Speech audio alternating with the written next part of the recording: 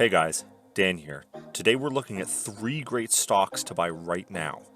We put out stock videos twice every week and are having a 100 subscriber giveaway for the value of one of our stock picks, so be sure to hit that subscribe button. Without further ado, let's take a look at the 3 stocks that we think are a great buy right now. Number 1. Shaw Communications is a great stock to add to your portfolio. Paying a 5.69% dividend, this is a high-quality business. At the current prices, Shaw is trading at only 17.5 times its trailing earnings, which gives this stock a lot of room to grow in the current conditions.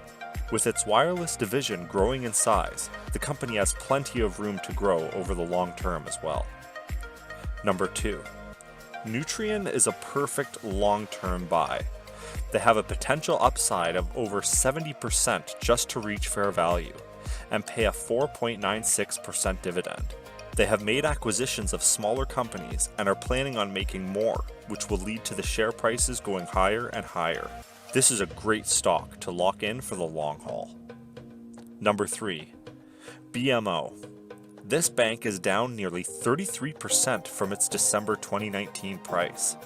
This is one of the best bargains income investors can find. The current dividend sits at 6.19%.